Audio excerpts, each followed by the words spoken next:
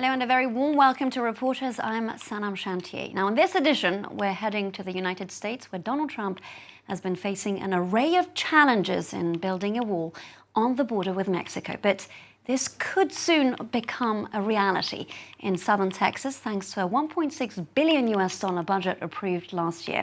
Now, at the border, our team went to speak with a number of Texans, some of whom are actually afraid that their land will be seized to fulfill the US president's central campaign promise. Now, for more on this, let's cross over to the man behind that report. That's, of course, Mathieu Favour. He joins us from Chicago. Mathieu, thank you so much for being with us. Of course, you traveled to this valley to do this report. Were you witness to this migration crisis that many Americans are rather concerned about? Eh bien, le long de cette frontière au sud du Texan, well, along the border below Texas, inhabitants say they come across a lot fewer illegal immigrants than before. It's true, the US has seen a historic low. There hasn't been so little illegal immigration for decades. And you'll see the residents we spoke to are actually quite concerned about the wall. It's a divisive subject in Texas. Mathieu, do stay with us. We'll come back to you very shortly. Let's now watch that report along the Rio Grande by Mathieu Favour with Laura Damas.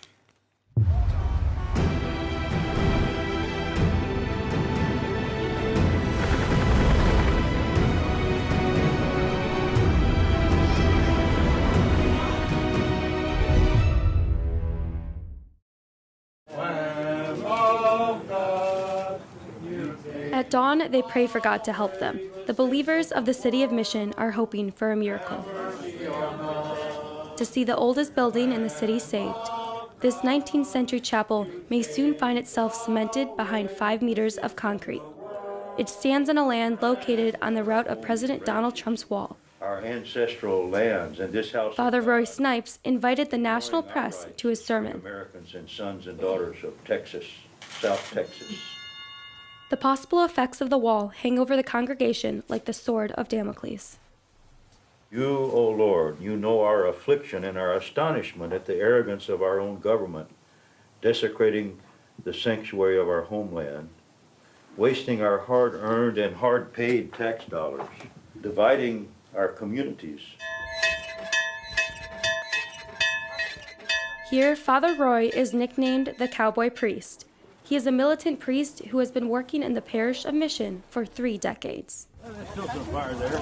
Anybody bring weenies or marshmallows? He has made it his personal mission to fight against Donald Trump's wall, which will be built on the nearby road, casting a shadow on his chapel. The wall will be awful ugly. It'll be obnoxious and obscene. It would spoil the atmosphere, but we'll still come here. And we say that our parish is an activity school of the gospel. So we kind of reject the passive model and we're proactive. Even coming down here is proactive. You know, we get off our bottoms and do something. Yeah. In Mission, the whole city supports its priest. The town's mayor and some of his staff visited the chapel, which is viewed as the official symbol of the city. There's some mixed feelings on the potential barrier that could happen, and we're just trying to save our landmark here in our community. The chapel is always open, so no one can imagine seeing it barricaded behind a steel wall. At any time you could come here and pray, and knowing that you might have to go through Border Patrol agents, security to get here, questioned when right now we have the liberty to come and go because it's in the United States. The Rio Grande Valley, named after the river that marks the border with Mexico, has become a laboratory of the Trump administration. Here the wall already exists. As of now, it is only 40 kilometers long, but the president wants to finish it. Donald Trump visited the Rio Grande Valley to promote his project last January to law enforcement personnel. What they need more than anything is the barrier, the wall. Call it whatever you want. Whether it's steel or concrete, you don't care. We need a barrier. The president ordered the construction of 50 new kilometers of wall last March. He just announced 100 more to be built in the region. And the people of Texas, who voted overwhelmingly for Trump in the elections, are beginning to grasp the consequences of this gigantic project. The Alvarez house is already under threat. The property has been in Naida's family for over 200 years. With her nephews, this teacher enjoys the large garden on the banks of the Rio Grande every evening. You can see the clouds. If they built the wall, we're not going to have access to any of this at all. It's going to be gone. Why? Because we won't have access to the river. It's not like they're not going to give us a key to come in and go fishing or anything. All this is going to become a border patrol road. Come on, guys. 1, 2, here we go. 3. Well, this is where I caught my first fish, so it's gonna really take away a lot of great moments from my life. The family now lives in fear of losing their home. With her brother and sister-in-law, Naida has spent her entire life here.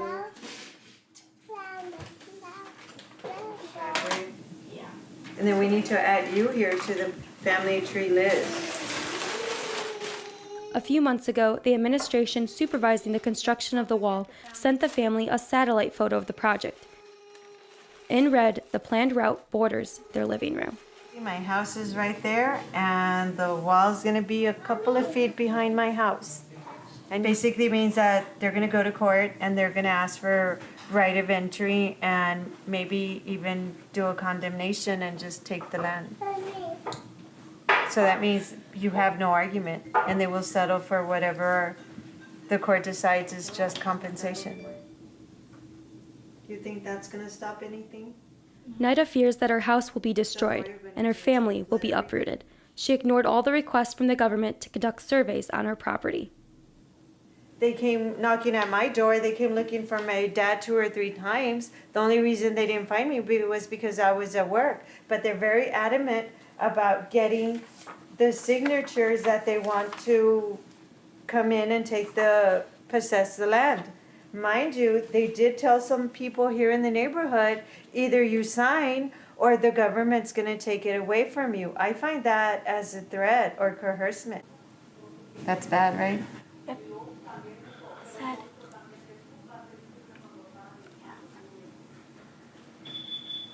You're going to cry, Palomis. Border security has not confirmed what will happen to her house. It's okay, Palomis. That we're gonna have to go somewhere else, Palomis. In Texas, these drastic situations are beginning to raise doubts amongst the most devout conservatives. 61% of Texans today say they are opposed to the construction of the wall, and Luciano Guerra is one of those Texans. In the small border town of Mission, he had originally been on the front line in the campaign to get President Trump elected. I've always been a conservative, mostly voting for Republicans, because I believe in smaller government, less taxes. I believe in letting the people decide where their money will go. But however, when the border wall issue came up, that's something that, even though it's a Republican president that's building it, I decided I could not just stand and let it happen. I had to fight it. Luciano has disowned his candidate. In the Washington Post, he has denounced the environmental impact of the wall in Texas because the natural park where he works as a guide will be directly impacted. 600 wild species, including many butterflies, live on this 40-hectare plain. The wall will split the park in 2 near the levee, and surveillance towers and patrol roads will be built. Luciano and his colleagues say that this huge project will have definite consequences on local wildlife. What do you have over there? Look what Nestor has. Texas tortoise. Yeah, Texas tortoise. Oh, look at that little guy. Could you think the species might be endangered by the construction?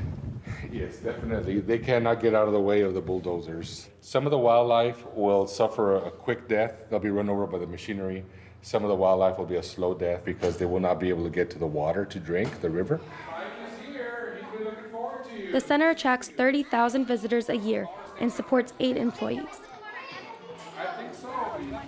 Mariana Wright, the director, fears that the concrete barrier will mark the end of the tourism industry for the entire region.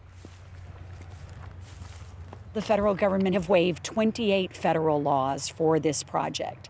Our Clean Air Act, our Clean Water Act. Nature tourism contributes almost $500 million a year to this region, which is one of the most impoverished areas of the United States. Is there no kind of appeal, things you can do to stop it?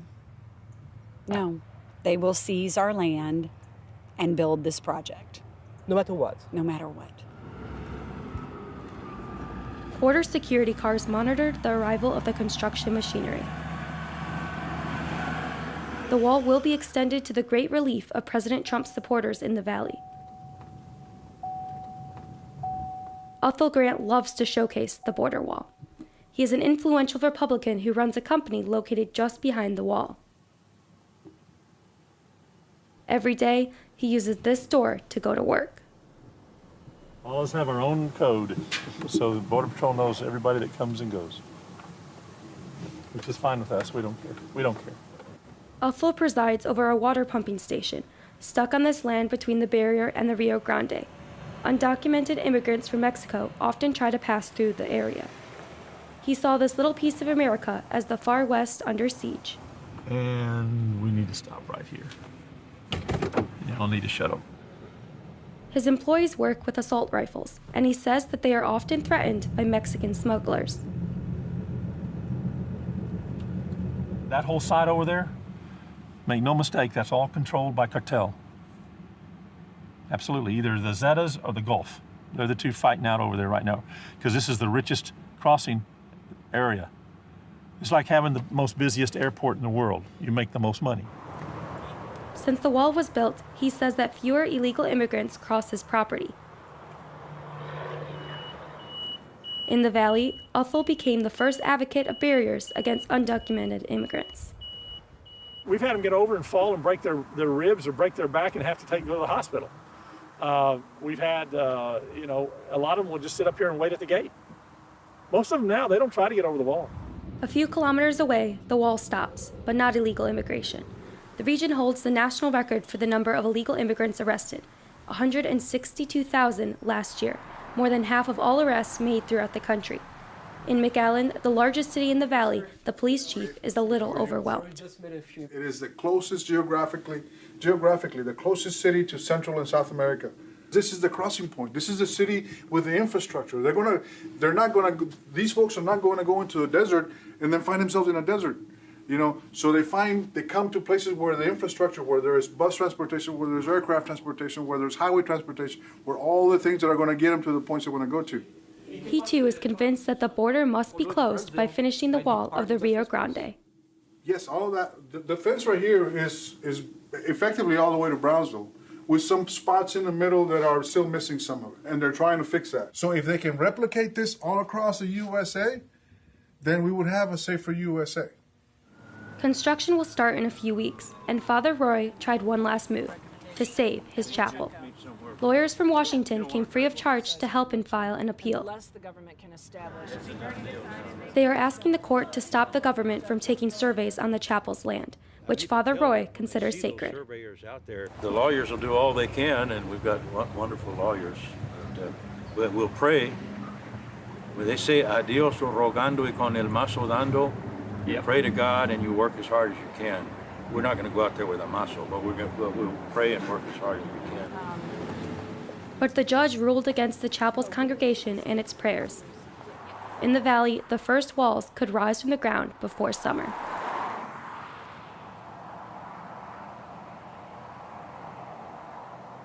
Now, Mathieu, we just watched that report. Tell us a little bit about the people that you met during the time that you were putting the report together. Oui, écoutez, depuis notre tournage, la menace se précise. Since shooting our report, the threats become clearer. Naida received a rather threatening letter from the government regarding her house. It threatens to take her to court so workers can gain access to the land. As things stand, it's more complicated for the chapel and the Butterfly Center. An agreement between Congress and President Donald Trump planned to protect these two locations. But that all changed after Trump declared a state of emergency. They're now both under threat. And Mathieu, would it be accurate to say that there is a sense of paradox here? Because we're dealing with some Texans who are Republicans, but are actually very much against the wall. Yes, as you said, the majority of Texans are Republican. For them, private home ownership and efficient management of public spending are very important. So obviously, this war is going to cost a lot of money, and it's going to prompt a lot of expropriation. So a lot of Texans are far from thrilled. You'll see that residents are very worried. Some of them have even compared it to the Berlin Wall. We all want to feel safe. We all want to, feel secure right in our homes. But yeah, there's other ways to so that could be arranged as well. Not too long ago, President Reagan was telling Germany, right, to tear down the Berlin Wall, and it's kind of strange how now we're building walls here in our own nation. Now, as we just heard in that soundbite, of course, there's a lot of opposition to this wall, but we know that Donald Trump isn't about to give up that big promise. What is the next step here? Donald Trump's extremely determined about building this wall. We saw he was prepared to have a wrestling match with Congress and even declare a state of emergency. For him, it's a question of taking political credit during Republican rallies. Trump supporters are still chanting, "Build the wall." So his bid for re-election in 2021 could well depend on the completion of the wall. Mathieu Favour, thank you so much for being with us and for that very insightful report. And thank you for watching this edition of Reporters with me, Sanam Chantier. Stay tuned.